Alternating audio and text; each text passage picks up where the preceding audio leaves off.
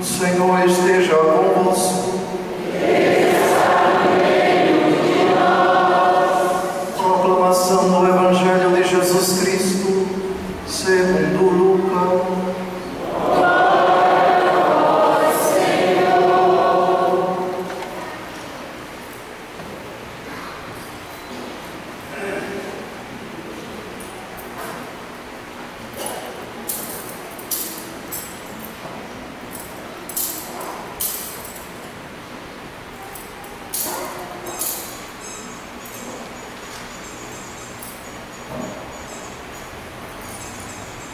Naquele tempo,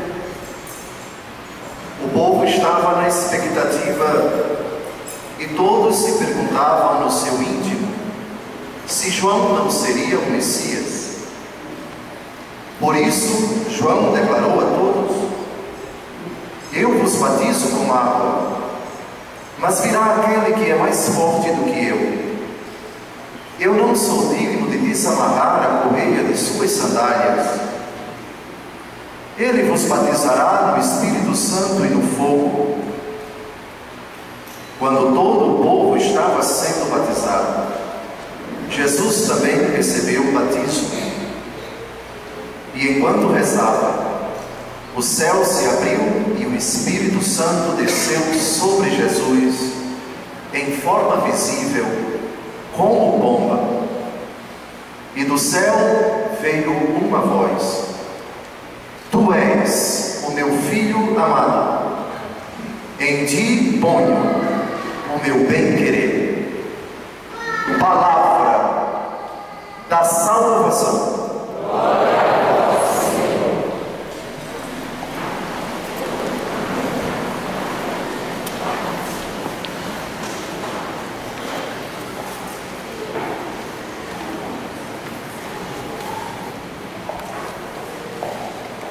No domingo passado, aqui nos reunimos para celebrar a solenidade da Epifania do Senhor.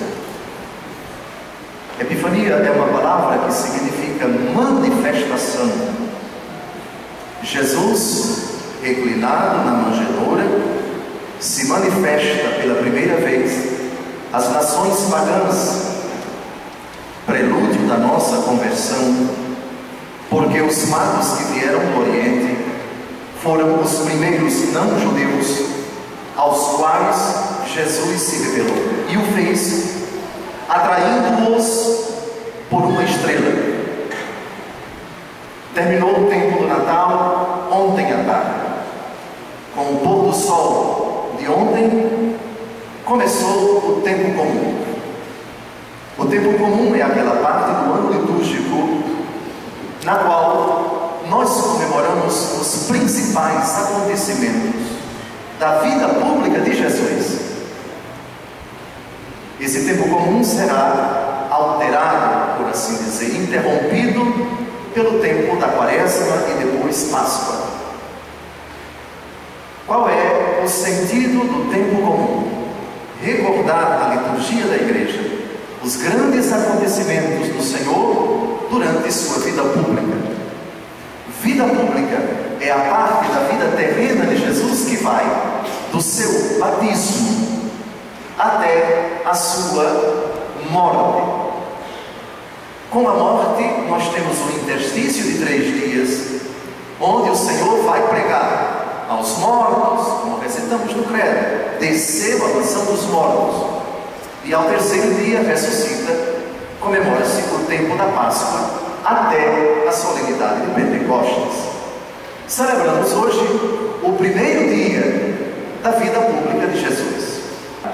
Estamos aqui no meio militar. Qual é o primeiro ato previsto pelas Forças Armadas e Auxiliares da Reserva do Exército Brasileiro, polícias militares, corpos de bombeiros, depois que a autoridade competente designa o militar, no caso o oficial superior, para comandar uma organização militar? A passagem de comando. Esse ato é obrigatório, é exigido por lei. Nesse ato, a autoridade se apresenta aos demais Aquele que está saindo faz o seu discurso, e aquele que está entrando se apresenta aos seus comandados. Isso tem fundamento na Bíblia. O batismo de Jesus é o dia da apresentação dele, adulto, depois que passara 30 anos no anonimato. A Bíblia fala muito pouco da vida terrena de Jesus, desde quando ele nasceu até quando ele foi batizado. Pouquíssimo. Apenas que ele fugiu para o Egito com seu pai adotivo e sua mãe. Depois que Herodes se queria matá-lo, morreu, eles voltam. José, por uma questão de prudência, decide morar em Nazaré da Galileia, sua terra e a terra de sua esposa Maria.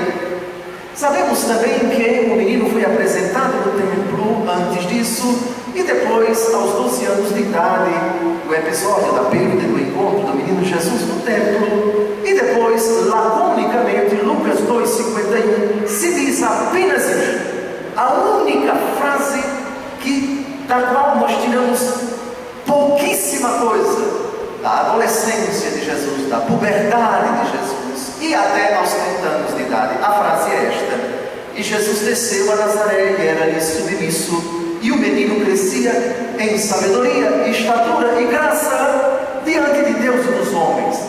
Basta, somente isso. Qualquer conjectura para se tentar afirmar com segurança o que foi que nosso Senhor Jesus Cristo fez até aos 30 anos de idade, fora disso, é uma ilação gratuita, é mera conjectura, não tem respaldo explícito na Escritura, é apenas probabilidade. É bom assim, porque nosso Senhor nos ensina com esse silêncio tão lacônico, tão profundo, que também o anonimato, o silêncio, a boa obscuridade faz parte da existência terrena de nosso Senhor Jesus Cristo. O Senhor de quem não se sabe nada, o Senhor que passa por nós em silêncio, o Senhor que não fala. Aliás, uma coisa curiosa, isso também está presente na vida de São José. Já repararam que São José na Bíblia não diz uma palavra? Que coisa impressionante! O patrono da Igreja Católica, o pai adotivo de Jesus, que cuidou de nosso Senhor, não se sabe até quanto tempo, provavelmente aos 30 anos de idade de nosso Senhor Jesus Cristo, São José já havia morrido. Prova disso é que durante a vida pública de Jesus, Nossa Senhora anda com os primos de nosso Senhor. Eis que tua mãe e teus irmãos estão aí, te procuram. Irmãos, na Bíblia também tem significado de primos. Jesus foi filho único de Maria, unigênito e também primogênito dela. Pois bem, então São José passa a vida toda na Bíblia sem dizer uma palavra. Não se encontra uma palavra de São José, da mesma forma que não se sabe nada da vida de Jesus até aos 30 anos de idade. E agora, Jesus se apresenta. O que aconteceu nesses 30 anos em Nazaré da Galileia? A Bíblia diz que ele era filho do carpinteiro, portanto, Jesus exerceu a profissão do seu pai adotivo, carpinteiro. Nazaré não tinha mais de 300 habitantes, era um povoado, menos do que isso, era uma vila paupérrima, por sinal. Tanto é que no capítulo 1 de São João, Natanael, chamado também de Bartolomeu, quando alguém disse para ele: nós vimos o Messias, ele é Jesus de Nazaré, ele debochou: pode vir alguma coisa boa de Nazaré? Um debochado que também levou uma boa de nosso Senhor logo depois, e ele acabou se arrependendo e se convertendo.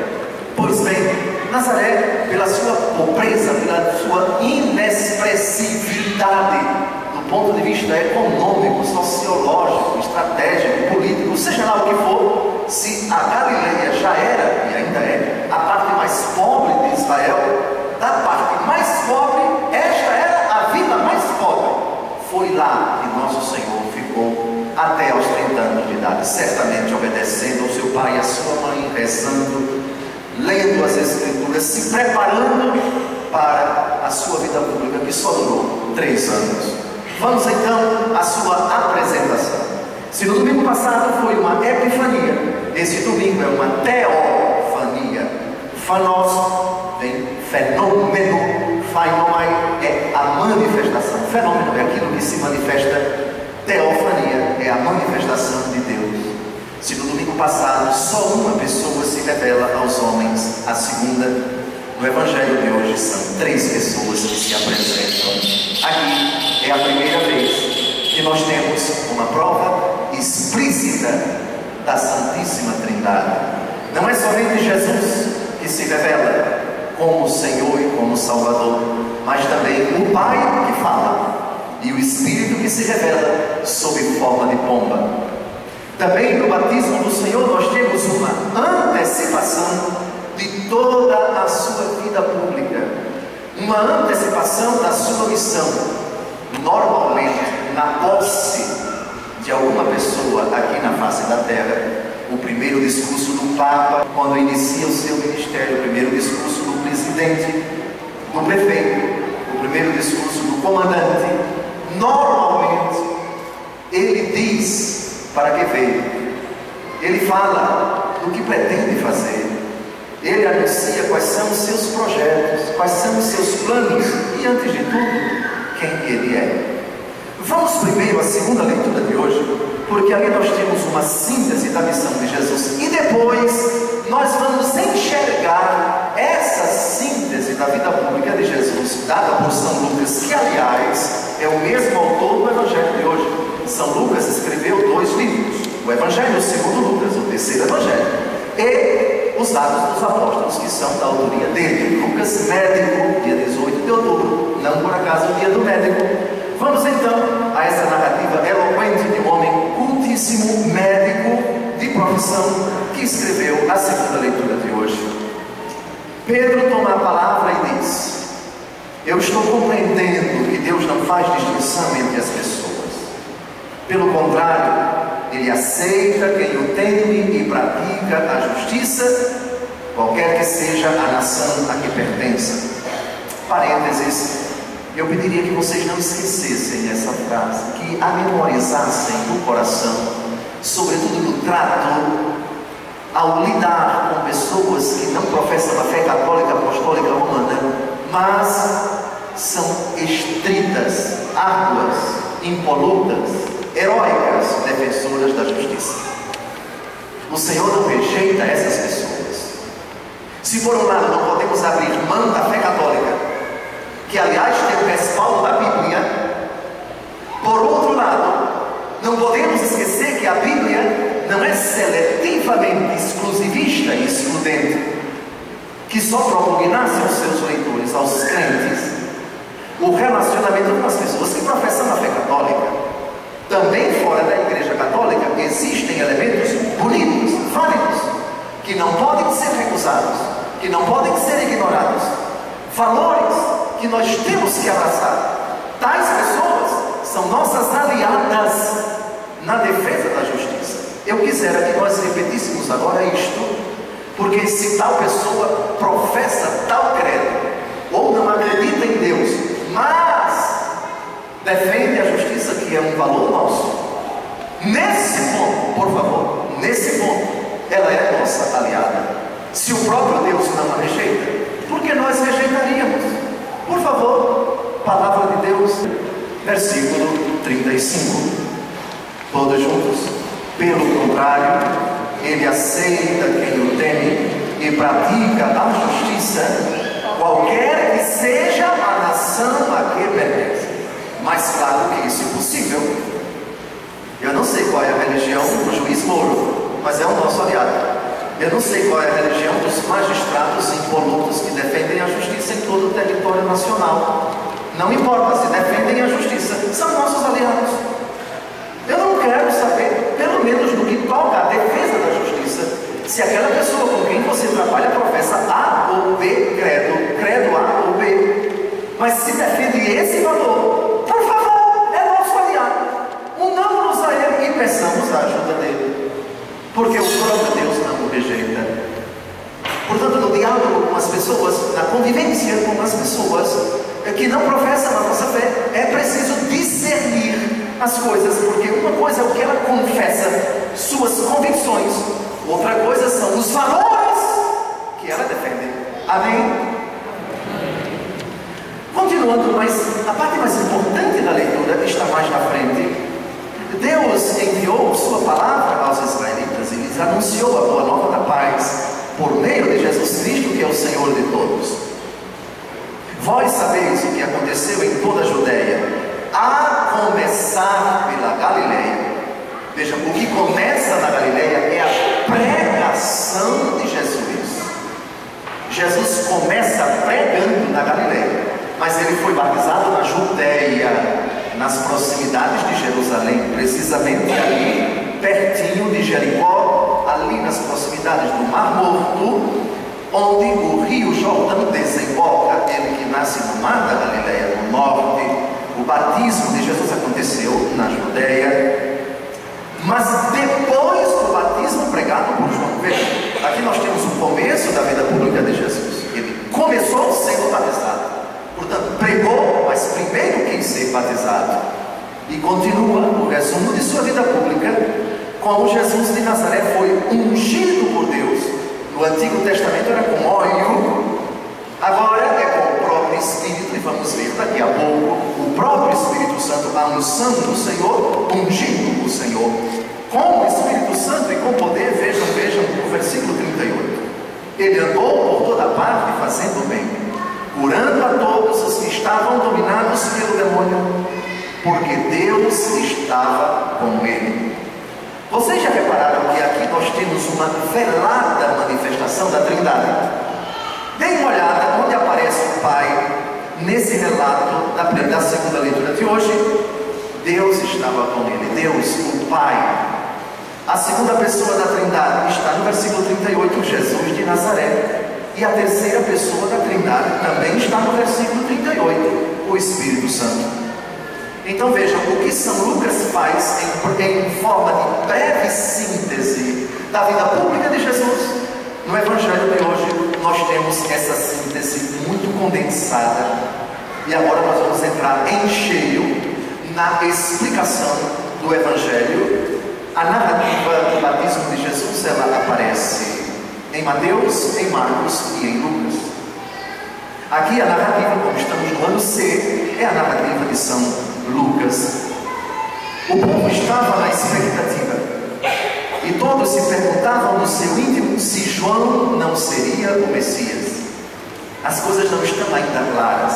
Lembrem-se, João Batista foi gerado no ventre de Isabel 6 meses antes de o arcanjo Gabriel anunciar a Maria que ela seria a mãe do Senhor, e depois, com o seu sim, o Verbo se fez carne no ventre de Maria. Logo depois do mistério da encarnação, Maria vai às pressas a Incarim visitar sua parenta que já estava grávida há 6 meses. E lá chegando, tem um Magnificat. A criança estremece de alegria no ventre de Isabel, o próprio João Batista, que agora vai estremecer, mas de uma outra forma. Ele vai estremecer é de medo, é de espanto, porque ele vai dizer no Evangelho: mas eu é que deveria ser batizado por ti, e tu vens a mim para que eu te batize?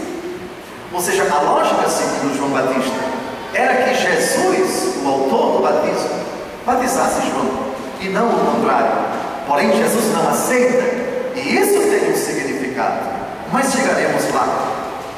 Todos se perguntavam, ninguém sabia ao certo se o Messias esperado, o objeto das profecias, aliás, uma delas é a primeira leitura de hoje, que vamos explicar daqui a pouco. Afinal de contas, será que João é o Messias? Porque ele prega tão bem, é um profeta tão renomado, sua pregação é tão incisiva, ele goza de um prestígio imenso junto à população de Israel. Será que não é ele? Vão até João, perguntam a ele: eu não sou o Messias, eu não sou Elias, eu sou apenas a voz que clama no deserto. João é voz, Jesus é palavra. Voz é o instrumento da palavra, a voz está a serviço da palavra, a voz passa, mas a palavra que chega aos nossos ouvidos por meio dela, entra nos nossos corações e fica para sempre. Pois bem, o povo estava na incerteza, mas João declarou a todos, para dissipar, vejam no Evangelho, dissipar quaisquer dúvidas, eu vos batizo com água, mas virá aquele que é mais forte do que eu não sou digno de desamarrar a correia de suas sandálias. Ele vos batizará no Espírito Santo e no fogo. Aqui João estabelece uma diferença entre o batismo dele e o batismo de Jesus, o batismo cristão. O batismo de João era na água, todo mundo tinha que entrar no Rio Jordão, todo mundo mergulhava e saía da água. Era um batismo de penitência, um batismo de arrependimento, um batismo de predisposição para a chegada do Messias.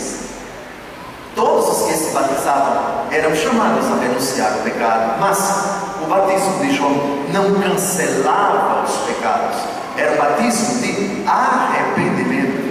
Há uma diferença entre arrependimento e perdão. Arrependimento é o ato de quem se batiza, perdão é o ato de Deus. O perdão por meio do batismo só será dado por Jesus. João não recebeu essa prerrogativa. Tratava-se, portanto, de um prelúdio, de uma preparação espiritual, moral, mas um batismo que não renovava o íntimo da pessoa, que não modificava o ser que continuava decaído. Romanos 3:23, todos pecaram e estão privados da glória de Deus. Ocorre que o batismo do Senhor é um batismo que confere o perdão dos pecados.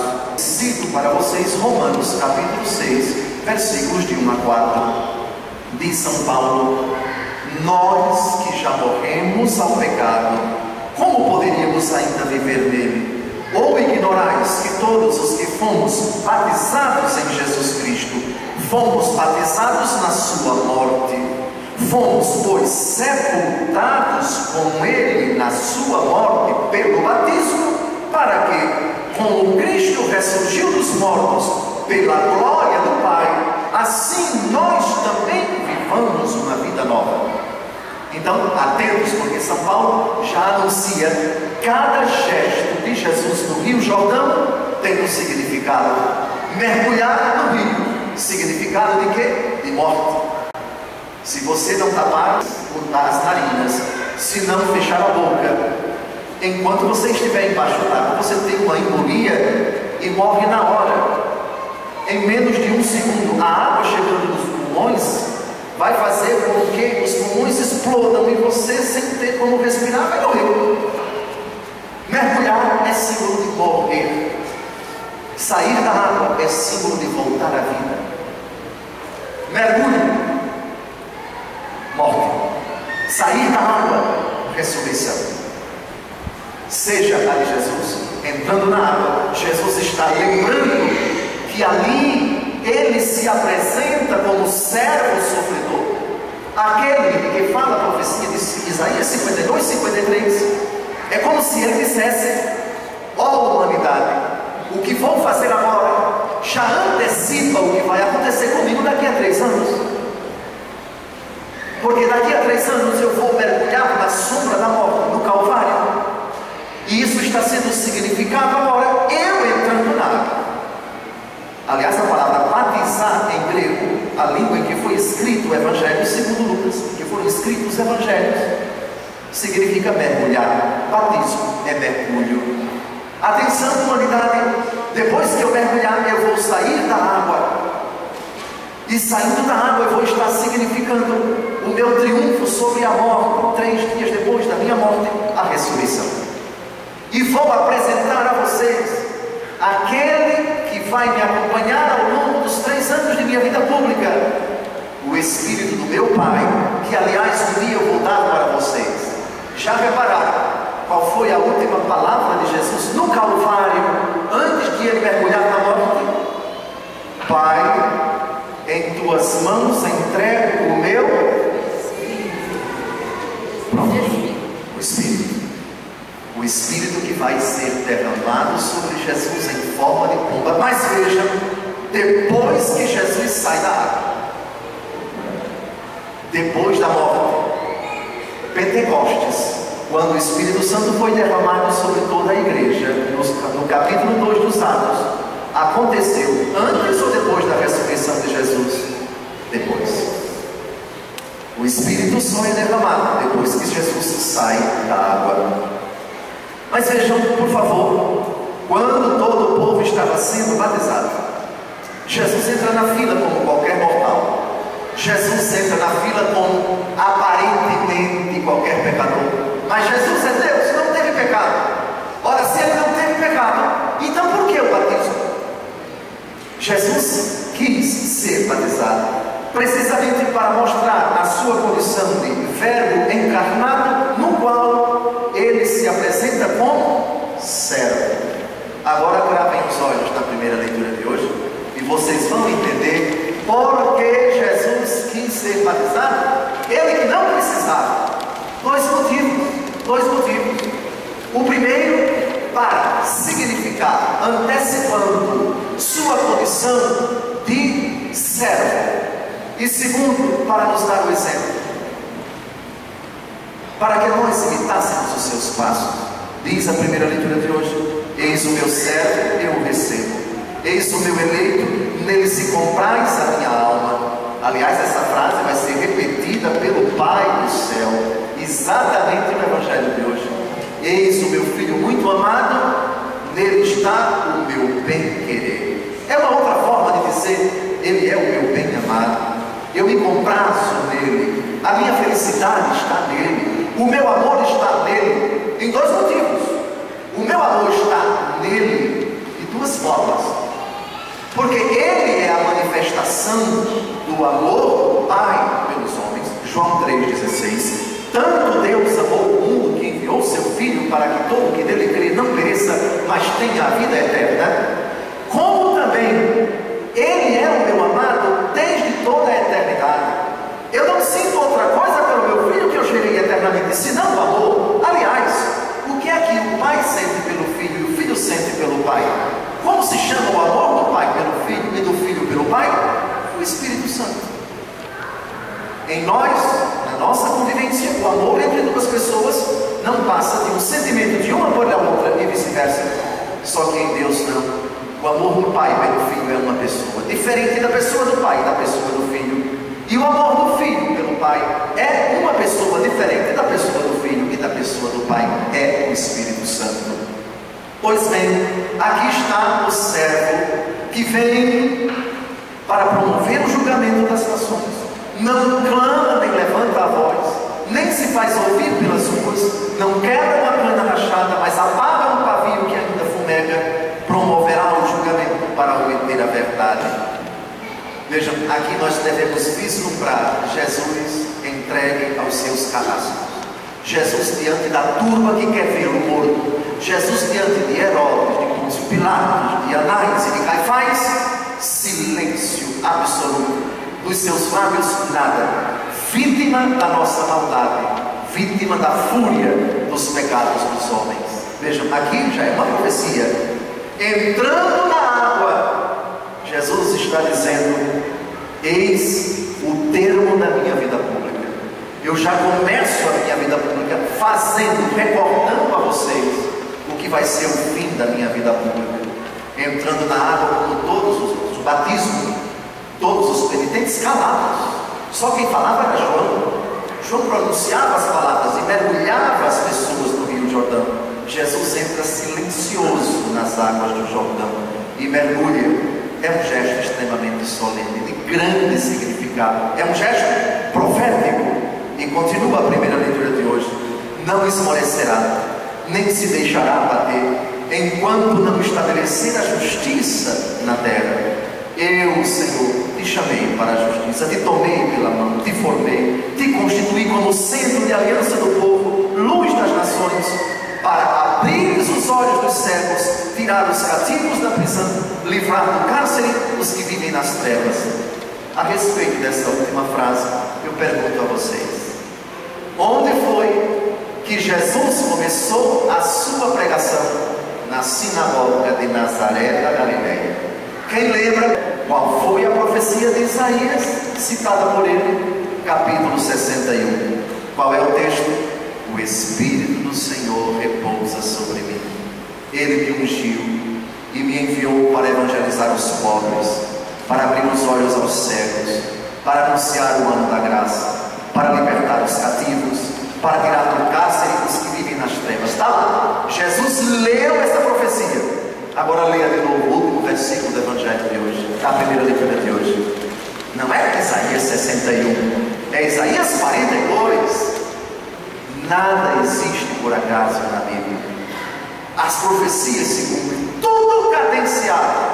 As profecias lá atrás dizem alguma coisa, o Novo Testamento cumpre. Seja no batismo de Jesus, que significa esta profecia, seja no começo da pregação de Jesus em Nazaré da Galileia. Pois bem, vamos então agora à continuação da explicação do Evangelho a partir do versículo 21. Quando todo o povo estava sendo batizado, Jesus também recebeu o batismo. Agora vejam uma coisa que na narrativa de São Mateus sobre o batismo de Jesus não aparece, nem na narrativa de São Marcos sobre o batismo de Jesus aparece.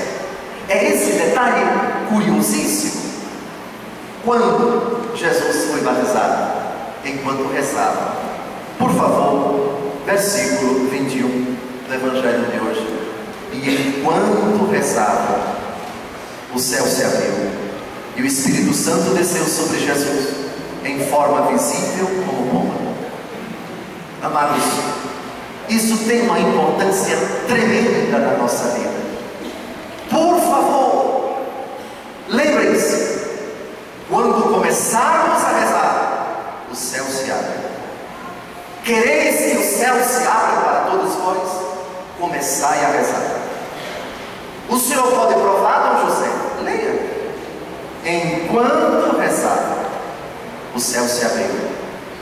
Amados, não menosprezemos, não subjuguemos, não demos valor ínfimo a esse momento poderoso, a essa ocasião de transfiguração, a esse momento de verdadeira graça em que a Trindade vem ao nosso encontro. O céu se abre, qualquer ou quaisquer obstáculos. Vejam, porta santa, vejam que maravilha, aqui em Santo Expedito, a porta está fechada, não podemos entrar, mas quando a porta se abre, tudo fica fácil, o acesso de quem está fora a quem está dentro, e vice-versa. Isso nos faz lembrar também a Jesus, João capítulo 10, versículo 9, eu sou a porta. E Apocalipse 3, 20, eis que eu estou à porta e bato. Se alguém abrir, entrarei e cearemos juntos, eu com ele e ele comigo. Enquanto rezava, Jesus quis ser batizado enquanto rezava. O céu se abriu e o Espírito Santo desceu sobre Jesus em forma visível como pomba. Que curioso. Ô Dom José, por que não como forma de papagaio, ou como forma de outro pássaro, ou de outro animal, exatamente como pomba? A resposta está no livro do O dilúvio, lá no livro do Gênesis capítulo 8. A pomba aparece no dilúvio, aparece 40 dias, chove sobre a face da terra. Noé e sua família e um casal de cada animal são resgatados e colocados na arca. E depois que as águas cessam, Noé manda uma pomba, mas ela volta. E depois manda de novo, e ela volta. Até que manda uma outra vez, e ela retorna com um ramo de oliveira. O batismo já é prefigurado no Antigo Testamento, seja nas águas que se encontram em Gênesis capítulo 1, versículo 2. No princípio Deus criou o céu e a terra estava sem forma e vazia, e o Espírito de Deus, atenção, o Espírito de Deus pairava sobre as águas. Grave isso. No capítulo 8, não temos mais a água, mas ela já atuou durante 40 dias. E temos o Espírito prefigurado em forma de pomba.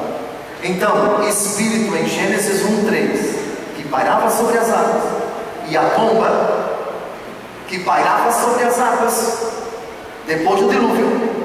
E aqui no Evangelho, o Espírito de Deus desceu sobre Jesus, que acabou de sair das águas do Jordão, em forma de pomba. Entenderam por que pomba? E a pomba ainda vai aparecer na vida pública de Jesus. Quando? Quando Jesus expulsa os vendedores do templo, tirem isto daqui, não façam da casa do meu pai um covil de ladrões. Adivinhem para quem ele disse isso? Para os vendedores de pombas. De pombas. Curioso como as coisas se encaixam. E do céu veio uma voz: Tu és o meu filho amado, em ti ponho o meu bem-querer. Aqui nós temos o testemunho do Pai a respeito de Jesus. Aqui a manifestação inequívoca da Santíssima Trindade. É hora de terminar esta homilia exortando, primeiro, os pais de filhos que ainda não foram batizados. Em nome de Cristo, procurem fazê-lo ontem. Ontem. Batismo de criança, filha de pais católicos, não é para hoje, é para ontem. Nada justifica a procrastinação do batismo de um filho de um católico. Em nome de Cristo, faço um apelo aos avós cujos netos não foram batizados. Não me interessa se o padrinho está em Miami e só vem no fim do ano. Não interessa se você não tem dinheiro para fazer uma festa de arromba do Nilson Nelson depois da cerimônia aqui em Santo Espírito. Não interessa. Batize a criança imediatamente. Se esta criança morrer sem o batismo, alguém vai prestar contas diante de Deus por ter violado o que Jesus diz: deixai vir a mim os pequeninos e não os impeçais. Faço um apelo aos padrinhos de batismo e aos padrinhos de crisma. Vossa responsabilidade com relação à fé dos vossos afilhados é enorme se eles se afastarem da fé católica. Grave culpa assumirão diante de Deus os pais e depois os padrinhos. E não aconteça que os pais e os padrinhos venham a ser condenados pela negligência na formação da fé católica dos seus filhos e dos seus afilhados. Pensem bem antes de assumirem a enorme responsabilidade de ser padrinho de batismo e padrinho de crisma de quem quer que seja. Os critérios exigidos pela igreja para ser padrinho de batismo e de crisma: católico, batizado com mais de 16 anos, que já tenha feito a primeira comunhão e que leve uma vida de acordo com a fé católica, porque ninguém dá aquilo que não tem. O padrinho tem que ser exemplo, a madrinha tem que ser modelo de fé católica para os seus afilhados. Quem vive em pecado, grave, manifesto, em público sobretudo, não pode assumir esta responsabilidade. E renovai diariamente as promessas do vosso batismo, renunciando a Satanás, às suas obras e às suas seduções. Termino dizendo, com São Própolo de Constantinopla, no século V, Constantinopla é a atual Istambul, na Turquia, a Roma moderna, a segunda capital do Império Romano do Oriente. Uma frase muito bonita para todos os batizados no dia do batismo de Jesus. Diz ele na sua obra, na Santa Teofania: prestai atenção, contemplai o novo e admirável dilúvio, maior e mais poderoso do que no tempo de Noé. No primeiro dilúvio, a água fez perecer o gênero humano. Agora, porém, a água do batismo, pelo poder daquele que foi batizado por João, chama os mortos para a vida. E São Gregório de Nazianzo diz, concluindo: permanecei inteiramente puros, purificai-vos sempre mais. Nada agrada tanto a Deus quanto o arrependimento e a salvação do homem, para quem se destinam todas as suas palavras e mistérios. Sede como luzes do mundo, como uma força vivificante para os outros homens. Permanecendo como luzes perfeitas diante da grande luz, sereis inundados pelo esplendor dessa luz, que brilha no céu, e iluminados com maior pureza e fulgor pela Trindade. Dela acabastes de receber, embora não em plenitude, o único raio que procede da única divindade em Jesus Cristo, nosso Salvador, a quem pertencem a glória e o poder pelos séculos dos séculos. Amém. Dever de casa para todos vocês hoje: procurar saber o dia do batismo de vocês. Quem sabe, levante a mão. O dia de batismo, o dia do batismo.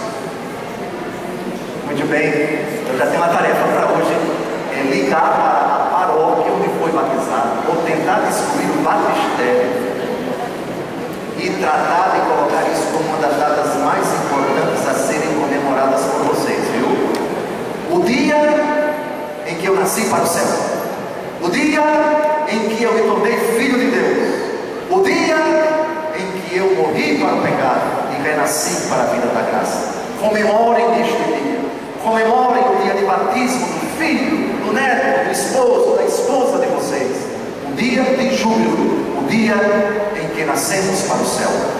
Louvado seja nosso Senhor Jesus Cristo.